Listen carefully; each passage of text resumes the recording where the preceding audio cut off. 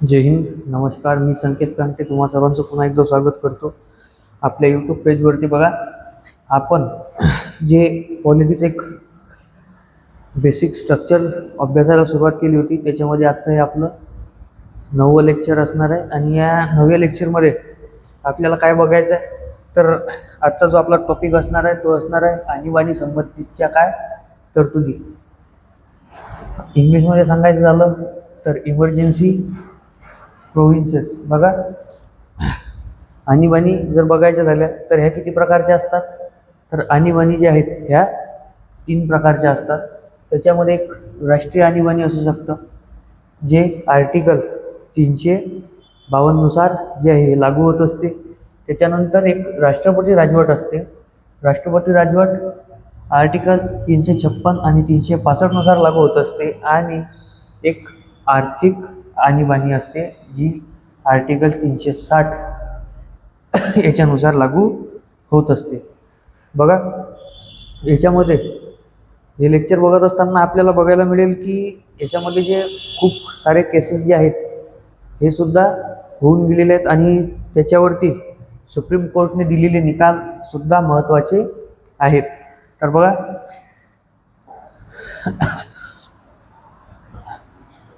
बघा, मूळ उद्देश व उद्दिष्ट काय होतं आणीबाणीची जी तरतूद आहे हे भारतीय संविधानामध्ये घेण्याचं.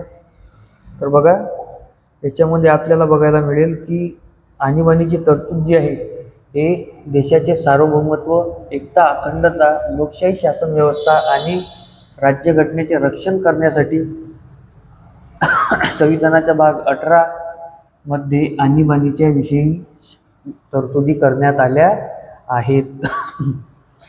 आणीबाणीच्या काळात औपचारिक घटनादुरुस्ती न करताही भारतीय संघराज्याचे रूपांतर एकात्म व्यवस्थेत करता येते किंवा होत असते. बघा, आणीबाणी हा जो कन्सेप्ट आहे हा घेण्याचा मुख्य उद्देश काय होता, तर बघा, आणीबाणी हा कन्सेप्ट ज्यावेळेस भारतीय संविधानामध्ये ॲड ऑन झाला त्यावेळेस डॉक्टर B.R. आंबेडकर यांनी एकच सांगितलं होतं की हे काय आहे, हे भारतीय संविधानाचं काय आहे, भारतीय संविधानाचं मृतपत्र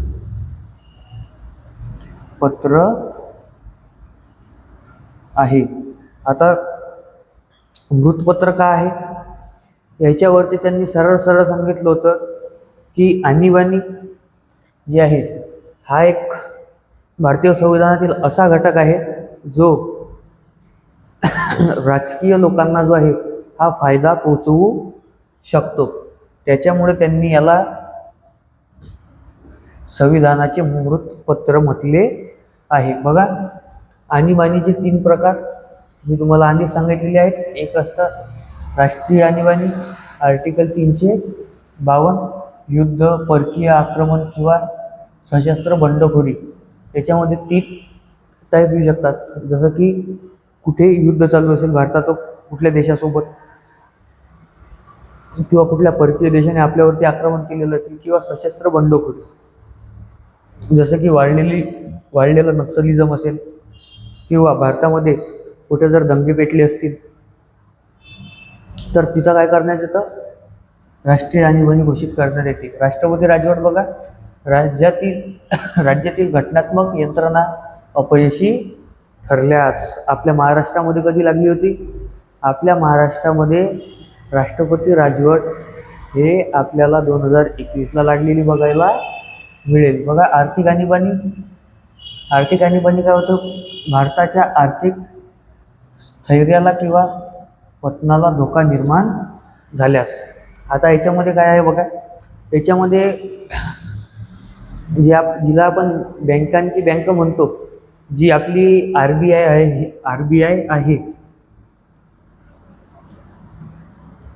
या RBI कडे काय असतं, या RBI कडे काही पैसा, काही सोनं जे आहे हे शिल्लकमध्ये ठेवलेलं असतं. कशासाठी, तर ते अशासाठी असतं की जर एखाद्या वेळेस इमर्जन्सी फंडिंग जर कुठं लागत असेल, कुठं जर इमर्जन्सी फंडिंगची जर गरज पडत असेल तर तिथं ती पोचवता यावी. त्याच्यामध्ये जर बघायचं झालं तर सध्या काय आहे, याच्यामध्ये सध्या 200 kg काय आहे, गोल्ड आहे.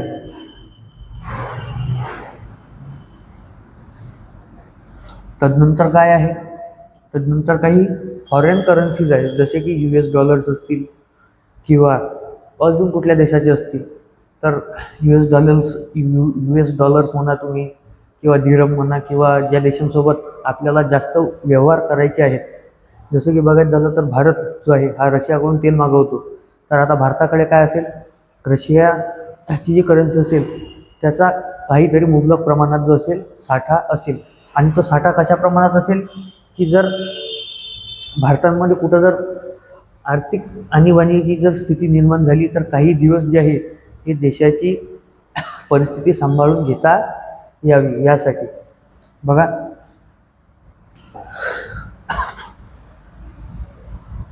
सर्वात पहिले आपण राष्ट्रीय आणीबाणी बघू. National emergency article 352. बघा,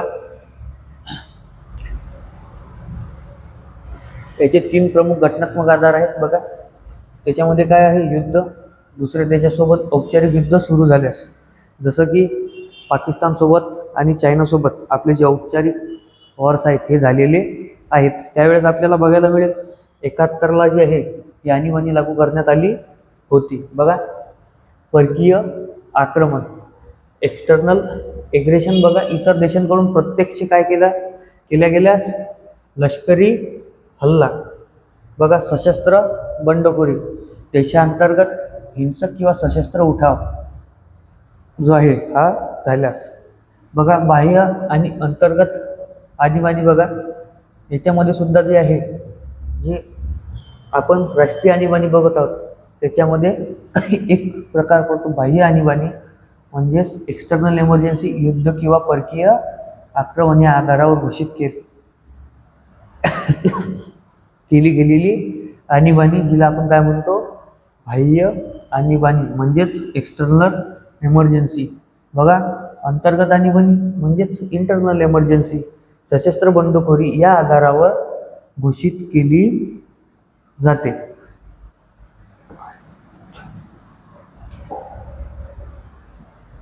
बघा, 44वी घटना दुरुस्ती. आता याच्यामध्ये काय झालं, 1978 मधील सुरक्षा कवचे. बघा, सशस्त्र बंडखोरी शब्द मूळ घटनेतील अंतर्गत अशांतता, इंटरनल डिस्टर्बन्स हा अस्पष्ट शब्द काढून त्याऐवजी सशस्त्र बंडखोरी, आर्म्ड रिबिलियन हा शब्द समाविष्ट करण्यात आला. म्हणजे हा शब्द कधी ॲड झालेला आहे, 1978ला. कॅबिनेटची लेखी शिफारस, राष्ट्रपती केवळ पंतप्रधानांच्या सल्ल्याने नव्हे तर केंद्रीय कॅबिनेटच्या लिखित शिफारशीनंतरच आणीबाणी घोषित करू शकतात. याच्यामध्ये काय झालं, याच्यामध्ये आपल्याला बघायला मिळेल हे जे केंद्रीय कॅबिनेट आहे ही संकल्पना काय करण्यात आली, ॲड करण्यात आली. न्यायालयीन पुनरावलोकन. बघा, 38व्या घटना दुरुस्तीने दिलेले अन्यायप्रविष्ट स्वरूप रद्द करून आणीबाणीच्या घोषणेला न्यायालयात आव्हान म्हणजेच ज्युडिशियल रिव्ह्यू देण्याचा मार्ग मोकळा गेला.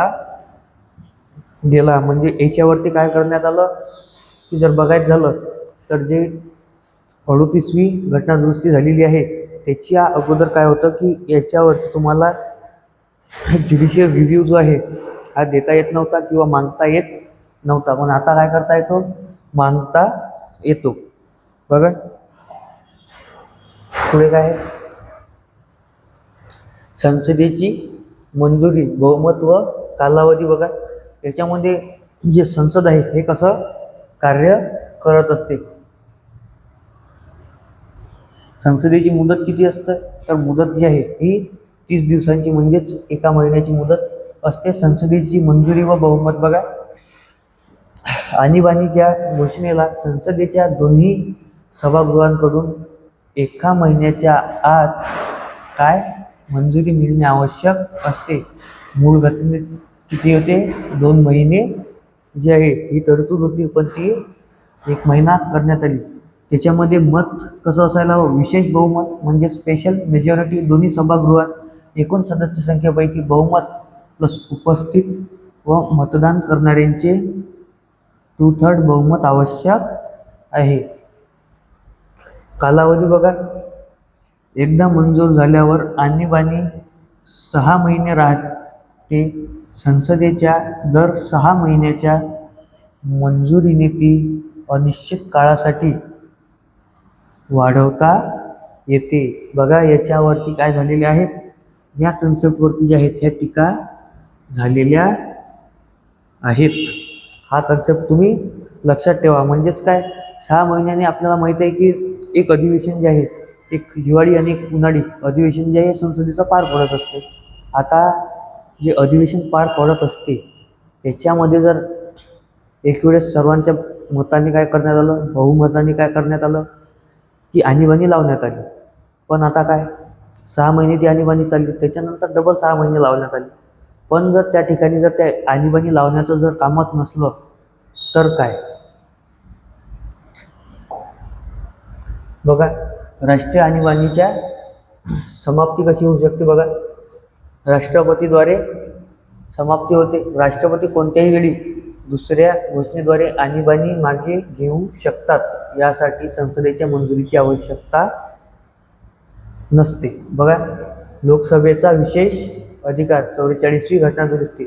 लोकसभेने साध्य बहुमताने आणीबाणी अमान्य करणारा ठराव मंजूर केल्यास राष्ट्रपतींना आणीबाणी मागे घ्यावी लागते. लोकसभेच्या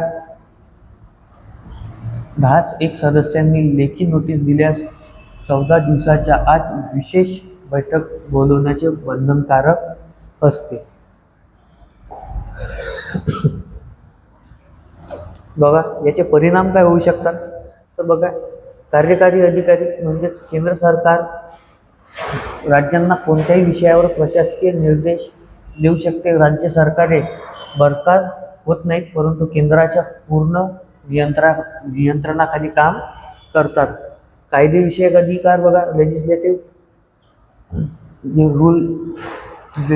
जे आपण म्हणू शकतो रूल्स आहेत ते बघा, संसद राज्य सूचीतील स्टेट लिस्टमधील कोणत्याही विषयावर कायदे करू शकते. हे कायदे आणीबाणी संपल्यानंतर 6 महिन्यापर्यंत अंमलात राहतात. वित्तीय अधिकार बघा, फायनान्शियल, केंद्र व राज्यांमधील कर उत्पादनांचे वाटप, रेव्हेन्यू डिव्होल्यूशन. आर्टिकल किती अंतर्गत येतं? हे 268 ते 79 बदलण्याचा अधिकार राष्ट्रपतींना असतो. संसदेचा कार्यकाळ, लोकसभेचा कार्यकाळ एका वेळी 1 वर्षाने वाढवला जाऊ शकतो. उदाहरणार्थ 5व्या लोकसभेचा कार्यकाळ.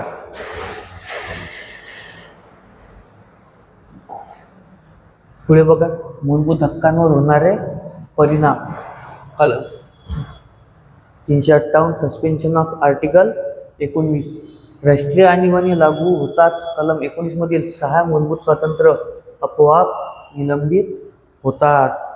आता काय, हे याचा डायरेक्ट कनेक्शन कुठं लागलं? आता आपले जे अधिकार आहेत, जे आपले हक्क आहेत तिथं गेलेलं आहे. त्याच्यामधील काय होतात? 6 मूलभूत स्वातंत्र्य जे आहेत, तुमचं काय असेल, बोलण्याचं स्वातंत्र्य असेल, कुठेही वास्तव्य करण्याचं स्वातंत्र्य असेल, तुमच्या धर्मापुरती जे स्वातंत्र्य असेल, हे सर्व स्वातंत्र्य काय होतात? हे आपोआप निलंबित होतात. 44व्या घटना दुरुस्तीनुसार कलम 358 केवळ युद्ध किंवा परकीय आक्रमणाच्या म्हणजेच काय वॉर किंवा एक्सटर्नल आधारावर लागू होते. सशस्त्र बंडखोरीच्या वेळी कलम 19 निलंबित होत नाही. बघा, कलम 359 काय सांगतो? Suspension of enforcement. राष्ट्रपती अध्यादेशाद्वारे मूलभूत हक्कांची न्यायालयीन अंमलबजावणी, राईट्स टू मूव्ह, कोर्ट निलंबित करू शकतात. आता काय आहे हा कन्सेप्ट? बघा, राष्ट्रपती काय करू शकतात? राष्ट्रपती जे आहे एक अध्यादेश जारी करू शकतात. याच्यामध्ये आपल्याला बघायला मिळेल की एक काय असतं, एक सूचना असते, एक अधिसूचना असते, एक आदेश असतो आणि एक काय असतो, अध्यादेश. हा अध्यादेश काय आहे? तर हा अध्यादेश जो आहे हा क्विकमध्ये जो आहे हा लागू होत असतो. म्हणजेच विदिन अ डे सुद्धा हा लागू होऊ शकतो. तुम्ही ज्यावेळेस आपल्या भारतामध्ये काय लागली होती, आपल्या महाराष्ट्रामध्ये ज्यावेळेस राष्ट्रपती राजवट लागलेली होती ती कशाद्वारे लागलेली होती? अध्यादेशाद्वारे. आणि अध्यादेश काढण्याचा अधिकार कोणाला आहे? फक्त हा अध्यादेश काढण्याचा अधिकार राष्ट्रपतीला आहे. आणि राष्ट्रपती अध्यादेश काढण्यासाठी सल्ला कोणाकोणाचा घेत असतात? तर PM व त्यांचे मंत्रिमंडळ यांचा सल्ला घेऊन काय होतं, हे सर्व काम होत असतं. पुढे बघा, कलम 358 व कलम 359 यातील मुख्य फरक बघा. केवळ कलम 19 मधील हक्कांपुरती काय आहे, हे मर्यादित आहे. कलम 359 काय? राष्ट्रपती अध्यादेशात नमूद केलेल्या इतर मूलभूत हक्कांना लागू. म्हणजे राष्ट्रपती जे मंत्रिमंडळाच्या सहाय्याने जो निर्णय घेतील आणि तुमच्या मूलभूत हक्कांमधून काय काय निलंबित करायचं आहे त्याच्याबद्दल जे आहे हे ठरवतील. बघा, कलम 19 आपोआप निलंबित होतात. हक्क नव्हे तर न्यायालयात जाण्याचा अधिकार निलंबित होतो. लागू होण्याचे क्षेत्र बघा, संपूर्ण भारताला आपोआप लागू होते. संपूर्ण भारताला किंवा केवळ विशिष्ट भागाला लागू केले जाऊ शकते. बघा, याला अपवाद काय आहे? केवळ बाह्य आणीबाणीतच, म्हणजेच युद्ध, आक्रमण या काळातच काय होतं, 358 जे हे लागू होतं. बघा, 59 काय होतं? कलम 20 आणि 21 कोणत्याही स्थितीत निलंबित होत नाहीत, पण इथं होऊ शकतात. बघा, मिनवर्स मिल केस बघा कधीचं आहे? हे 1980चं. व न्यायालयीन पुनरावलोकन, ऐतिहासिक निवाडा बघा. याच्यात जे सुप्रीम कोर्ट आहे त्याचा निर्णय बघा, सर्वोच्च न्यायालयाने स्पष्ट केले की राष्ट्रीय आणीबाणीच्या घोषणेला दुर्भावना किंवा असंबद्ध आधारावर न्यायालयात आव्हान दिले जाऊ शकते. मूलभूत रचनेचा भाग बघा, याच्यामध्ये काय आहे? न्यायालयीन पुनरावलोकन ही संविधानाची मूलभूत रचना आहे. संसदेचा कोणताही कायदा किंवा घटना दुरुस्ती न्यायालयाचे हे अधिकार हिरावून घेऊ शकत नाही. बघा, आपण ज्यावेळेस फर्स्ट लेक्चरमध्ये बघितलं होतं की भारताचं एक जे बेसिक स्ट्रक्चर आहे हे कसं बनलेलं आहे, त्याच्यामध्ये आपण बघितलेलं होतं की पूर्ण जगामध्ये शासन करण्याच्या 3 पद्धती, राजेशाही, हुकुमशाही, लोकशाही. त्याच्यातील आपली लोकशाही आणि लोकशाहीमध्ये जे आहेत, आपल्या लोकशाहीमध्ये कार्य करणारे 3 पिलर, त्याच्यामध्ये न्यायमंडळ, कार्यकारी, त्याच्यामध्ये काय आहे? कायदेमंडळ, कार्यकारी मंडळ आणि न्यायमंडळ. बघा, त्याच्यामध्ये काय आहे? पहिला आहे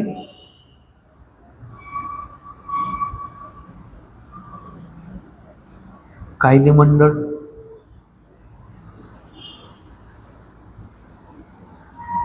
दुसरं काय आहे?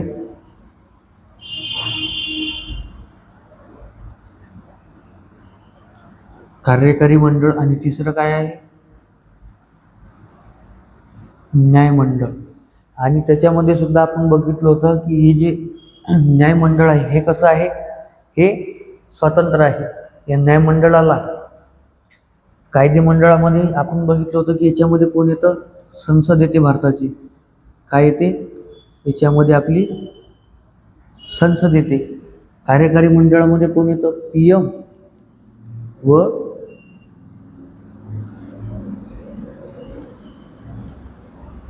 मंत्रिमंडळ. आता हे आपण ज्यावेळेस बघितलं होतं त्यावेळेस आपण बघितलं की न्यायमंडळाकडे कार्य काय देण्यात आलेलं आहे? तर न्यायमंडळाकडे कार्य देण्यात आलेलं आहे की जे कायदे मंडळाने बनवलेले कायदे आणि कार्यकारी मंडळाने लागू केलेले कायदे याची काय करणे, तपासणी करणे आणि त्याच हक्कावरती जे आहे हा मिल्स केस जो आहे हा बेस्ड होता. आणि आपल्या भारतीय संविधानाची विशेषता काय आहे, आपण न्यायमंडळ कसं ठेवलेलं आहे, आपण न्यायमंडळ स्वातंत्र्य कसं ठेवलेलं आहे, इंडिपेंडंट ठेवलेलं आहे.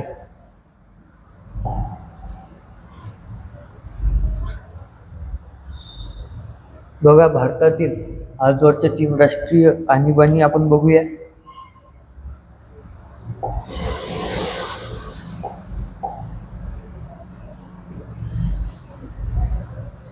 पहिली ऑक्टोबर 1962, कारण काय होतं, नेफा क्षेत्रावर चीनचे आक्रमण. म्हणजेच कालावधी काय होता याचा, ऑक्टोबर 1962 ते जानेवारी 1968. 1965च्या भारत पाक युद्धादरम्यानही लागू राहिले. पुढे बघा, 2 डिसेंबर 1971, कारण भारत पाकिस्तान युद्ध व बांगलादेश काय निर्मिती बाह्य आक्रमणाच्या आधारावर घोषित करण्यात आले होते. बघा, भारत पाकिस्तान युद्ध आणि बांगलादेशची ज्यावेळेस निर्मिती झाली 71ला, त्यावेळेस सुद्धा आणीबाणी लागू होती. ही 71ची आणीबाणी कशी लागू झालेली होती, तर बघा, त्यावेळेस नेमकेच इंदिरा गांधी जे आहेत ह्या पॉवरमध्ये आलेल्या होत्या आणि त्यांना जे आहेत एक त्यांच्यावरती एक खास पॉलिटिकल टीका करण्यात आलेली होती. म्हणजेच काय, त्याला आपण ते कटलेट म्हणतात त्याला, जे हातात दोरे घालून नाचवल्या जाणारे जे बावले आहेत त्यांना जे आहे त्यांच्यावरती ती टीका करण्यात आलेली होती. कारण काय होतं की त्यावेळेस काँग्रेस ही कशी आलेली होती भारतामध्ये निवडून, तर काँग्रेस ही सत्तेमध्ये येण्यासाठी काँग्रेसने जे आहे हे खूप साऱ्या छोट्या पार्टीजचा काय घेतलेला होता, सपोर्ट घेतलेला होता. आता ज्यावेळेस खूप साऱ्या पार्टीज ज्या आहेत त्या एकत्र येऊन सत्ता बनवतात, त्यावेळेस काय असतं की सर्वांचं ऐकून घ्यावं लागतं. त्यामुळे इंदिरा गांधी जी आहेत ह्या त्यांना जसं पाहिजे होतं तसं काम करू शकत नव्हत्या. त्यांनी काय केलं, त्यांनी राजीनामा दिला. आणीबाणी जी आहे राष्ट्रपतींनी घोषित केली. पुन्हा भारतामध्ये इलेक्शन घेण्यात आली. इंदिरा गांधी निवडून आल्या आणि इंदिरा गांधी निवडून आल्याबरोबर लगेच काय झालं, 71चं युद्ध झालं आणि बांगलादेशाची निर्मिती झाली. तिसरी बघा, जून 1975, कारण अंतर्गत अशांतता, इंटरनल डिस्टर्बन्स बघा ही अत्यंत वादग्रस्त ठरली. मार्च 1977मध्ये दुसरी व तिसरी आणीबाणी एकत्र मागे घेण्यात आली.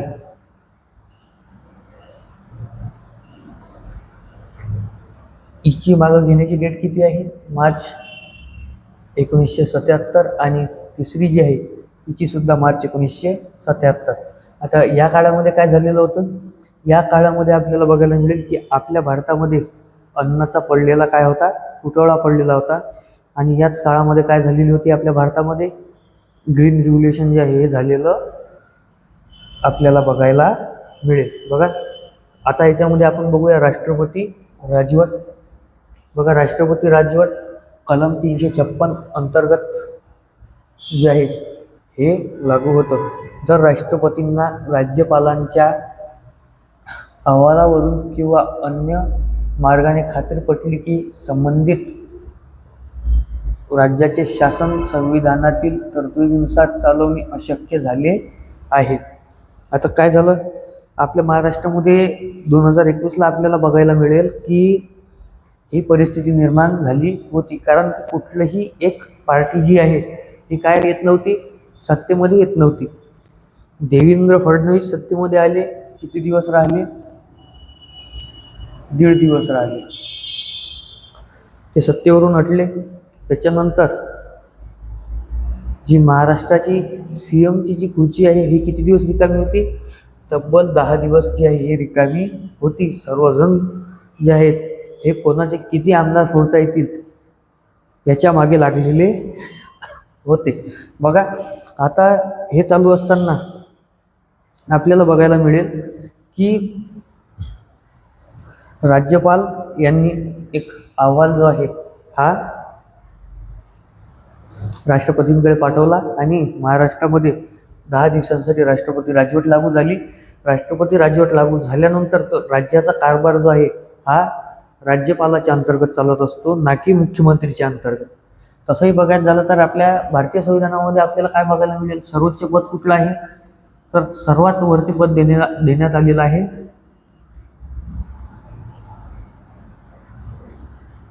राष्ट्रपती. पण राष्ट्रपती हे फक्त काय आहेत, हे फक्त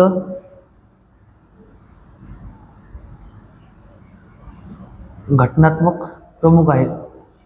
तसे जर वास्तविक प्रमुख बघायचे झाले तर वास्तविक प्रमुख कोण आहेत, तर PM आहेत. PM जे आहेत हे वास्तविक प्रमुख आहेत.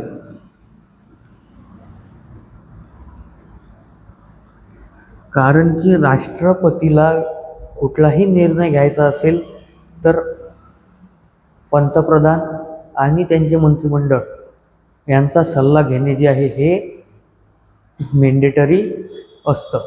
बघा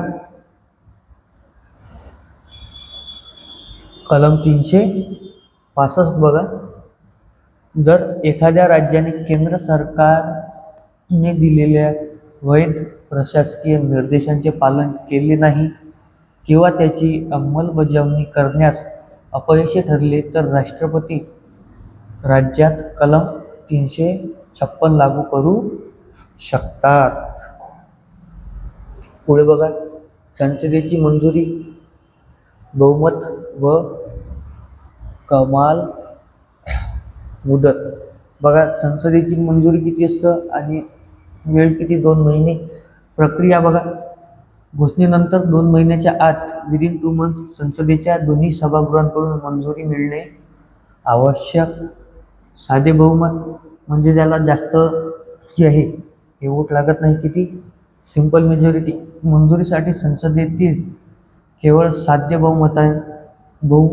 बहुमताची म्हणजेच उपस्थित जे व्यक्ती होते असतील त्यांच्यातील 50+1 गरजेचा असते. जर तिथं जर 200 जण जर हजर असतील तर 100+ जर त्याला वोटिंग झालं, जर ते 101 झालं तर ते काय झालं, हे सिंपल मेजॉरिटीमध्ये येऊन जाते. पुढे बघा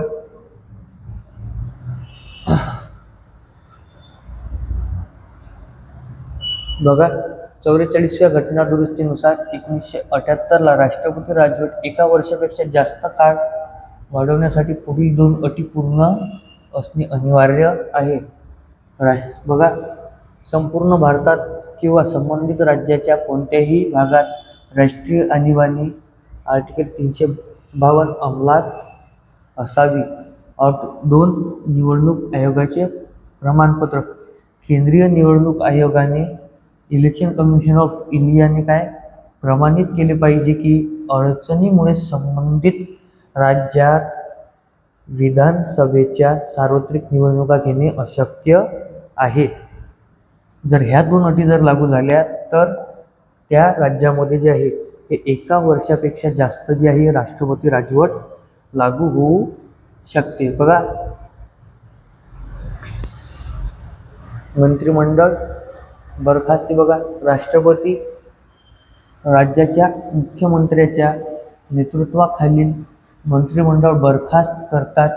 राज्याचा कारभार राज्यपालांमार्फत चालवला जातो. विधानसभा निलंबित किंवा बरखास्त. बघा राज्य विधानसभा एकतर निलंबित सस्पेंड ठेवली जाते किंवा बरखास्त म्हणजेच डिझॉल्व केली जाते. संसदेचे कायदेविषयक अधिकार. बघा राज्य विधिमंडळाचे कायदे करण्याचे सर्व अधिकार संसदेला प्राप्त होतात. बघा उच्च न्यायालयाचे अधिकार सुरक्षित. बघा राष्ट्रपती संबंधित राज्याच्या उच्च न्यायालयाचे हायकोर्ट जे आहे उच्च न्यायालयाचे अधिकार किंवा दर्जा हिरावून घेऊ शकत नाहीत. पुढे बघा पुढे काय आहे, तर कलम 356चा राजकीय गौरवपार व इतिहास बघा. याचा इतिहास काय, सर्वाधिक गौरवपार झालेली कलम आहे ही. म्हणजे भारतामध्ये सर्वात जास्त उपयोग जर कुठल्या कलमीचा जर होत असेल तर ती 356 आहे. 1950 पासून कलम 356चा 120 पेक्षा जास्त वेळा वापर करण्यात आला आहे. केंद्र सरकारने राजकीय सुडबुडीने किंवा विरोधी पक्षाची राज्य सरकारे पाडण्यासाठी याचा सर्रास वापर केला. उदाहरण 1977 जनता पक्षाने 9 काँग्रेस शासित सरकारे बरखास्त केली.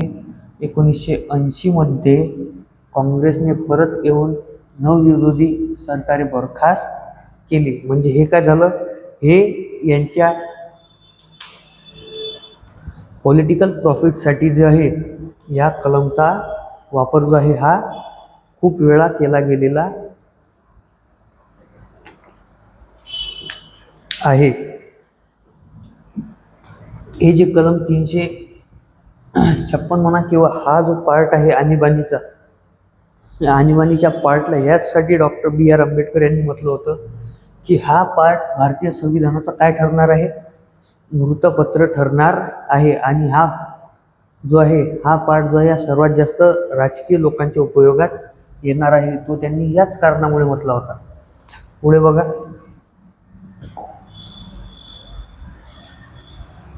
S.R. बोमई केस बघा. 1994 सर्वोच्च न्यायालयाचा ऐतिहासिक निकाल.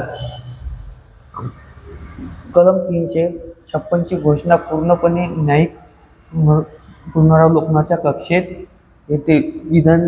विधानसभेची बरखास्ती कधी, संसदेचे दोन्ही सभागृहे मंजुरी देत नाहीत तोपर्यंत विधानसभा बरखास्त करण्यात येणार नाही, केवळ निलंबित ठेवता येईल. बहुमताची चाचणी बघा. सरकारने बहुमत गमावले आहे की नाही याचा निर्णय राजभवनात नव्हे तर विधानसभेच्या पटलावरच झाला पाहिजे. सरकार पुनर्स्थापिती. कलम 356 अवैध ठरल्यास न्यायालय बरखास्त सरकार आणि विधानसभा पुन्हा जे आहे बहाल करू शकते.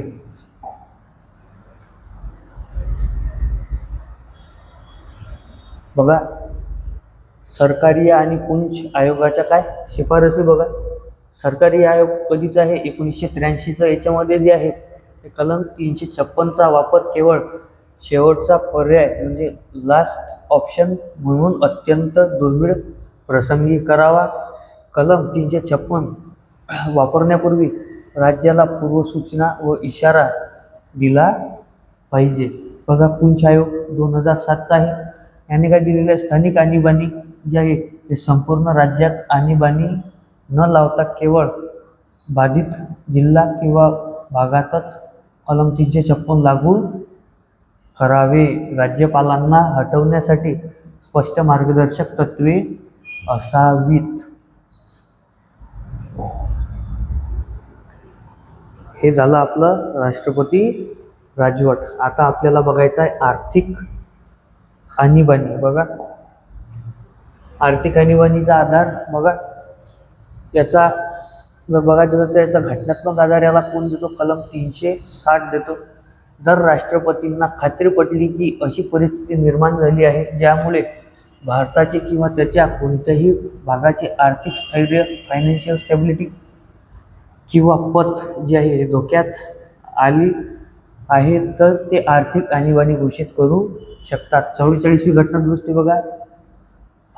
38व्या घटनादुरुस्तीने आर्थिक आणीबाणीला अन्याय प्रविष्ट केले होते, परंतु 44व्या घटनादुरुस्तीने स्पष्ट केले की राष्ट्रपतींची समाधानकारक खात्री ही न्यायालयीन पुनरावलोकनाच्या कक्षेत येते. हे न्यायालयीन पुनरावलोकन काय आहे, म्हणजे याच्यावरती पुनर्विचार करणे. बघा, संसदेची मंजुरी याला किती लागते, याला सुद्धा 2 महिन्याची जी आहे आत जी मंजुरी लागत असते. याची प्रक्रिया बघा, घोषणेनंतर 2 महिन्याच्या आत संसदेच्या दोन्ही सभागृहाची मंजुरी आवश्यक. पुढे बघा, साधे बहुमत म्हणजेच सिंपल मेजॉरिटी म्हणजेच काय, 50% प्लस 1. अनिश्चित कालावधी एकदा मंजूर झाल्यावर आर्थिक आणीबाणी निश्चित काळासाठी लागू राहते, पुन्हा पुन्हा मंजुरीची गरज नसते. बघा, आर्थिक आणीबाणीचे परिणाम. केंद्राचे आर्थिक निर्देश. केंद्र सरकार राज्यांना आर्थिक शिस्तीबाबत आवश्यक ते सर्व निर्देश देऊ शकते. वेतन व भत्त्यात कपात. राज्यांमध्ये काम करणाऱ्या सर्व किंवा विशिष्ट वर्गातील कर्मचाऱ्यांचे वेतन व भत्ते कमी करण्याचा आदेश राष्ट्रपती देऊ शकतात. धनविधेयक राखून ठेवणे. राज्य विधिमंडळाने मंजूर केलेली सर्व धनविधेयकं मनी बिल्स राष्ट्रपतींच्या विचारासाठी राखून ठेवणे बंधनकारक केले जाऊ शकते. म्हणजे काय होऊ शकतं, राज्यांचे जे मनी बिल्स आहेत हे कुठं जाऊ शकतात, हे राष्ट्रपतींच्या जी पॉवर आहे पॉकेट व्हिटो तिच्यामध्ये जाऊ शकतात. बघा, न्यायाधीशांचे वेतन कपात. सर्वोच्च उच्च न्यायालयाच्या न्यायाधीशांसह सर्व केंद्रीय कर्मचाऱ्यांचे वेतन व भत्ते कमी केले जाऊ शकतात. बघा, पुढे काय आहे, भारतातील अनुभव. 1991 आर्थिक संकट कधीही लागू नाही, 0. बघा, भारतात आजपर्यंत एकदाही आर्थिक आणीबाणी लागू करण्यात आलेली नाही. फक्त जी परिस्थिती आपल्यावरती 1991ला आली होती त्यावेळेस जे आहे ही आर्थिक आणीबाणी लागू होऊ शकत होती. बघा, 1991चे आर्थिक संकट, BOP क्रायसिस. 1991मध्ये भारतासमोर परकीय चलनाचे गंभीर संकट, बॅलन्स ऑफ पेमेंट क्रायसिस निर्माण झाले होते. तरीसुद्धा आर्थिक आणीबाणी न लावता LPG सुधारणेद्वारे परिस्थिती हाताळल्यास गेली. LPG म्हणजे काय, तर LPG जे आहे हे LPG आपल्या घरचा गॅस नाही, तर LPG हे धोरण आहे. L म्हणजे लिबरलायझेशन, P म्हणजे प्रायव्हेटायझेशन आणि G म्हणजे काय आहे तर ग्लोबलायझेशन. मराठीमध्ये सांगायचे झालं तर उदारीकरण, खाजगीकरण, जागतिकीकरण. बघा, नाहीतर तुमच्यातील काही लोक असे आहेत की त्यांना LPG म्हटलं की तुम्हाला घरातला गॅस सोडून दुसरं काहीच आठवण येत नाही. बघा, आता तिन्ही आणीबाणींचे काय बघू आपण, तुलनात्मक मांडणी बघू. घटक बघा, तिन्ही आणीबाणींच्या तुलनात्मक तक्ता. बघा, राष्ट्रीय आणीबाणी 1 महिन्याच्या आत काय करावी लागते, याच्यावरती संसदेला मुदत 1 महिन्याची असते. राष्ट्रपती राजवटमध्ये 2 महिन्याची. आर्थिक आणीबाणीमध्ये 2 महिन्याची. बहुमत बघा, याच्यामध्ये काय लागतं, विशेष बहुमत लागतं. याच्यामध्ये आणि याच्यामध्ये साधे बहुमत लागतं, म्हणजे 50% प्लस 1 जे आहे हे लागत असतं. कमाल कालावधी बघा, अनिश्चित दर 6 महिन्यांनी जे वाढवल्या जाऊ शकते. कमाल किती, 3 वर्षे आणि अनिश्चित. पुन्हा मंजुरी नको आर्थिक आणीबाणीला. मूलभूत हक्क बघा, प्रभावित होतात. बघा, कोणताही प्रभाव नाही आणि कोणताही प्रभाव नाही, म्हणजेच तुमचे जे राईट्स आहेत त्याच्यावरती कुठलाही अभाव किंवा आक्षेप हा येत नाही. याच्यावरती झालेल्या टीका बघूया आता. घटनातज्ञांचे मुख्य आक्षेप व टीका. HV कामत. बघा, हा दिवस अत्यंत दुर्दैवी आहे. संविधानातील या तरतुदीमुळे आपण हुकुमशाही राज्य निर्माण करत आहोत. KT शहा यांची टीका बघा, आणीबाणीच्या तरतुदी म्हणजे राज्यांच्या स्वायत्तेवर घाला असून यामुळे संसदीय लोकशाही नामशेष होईल.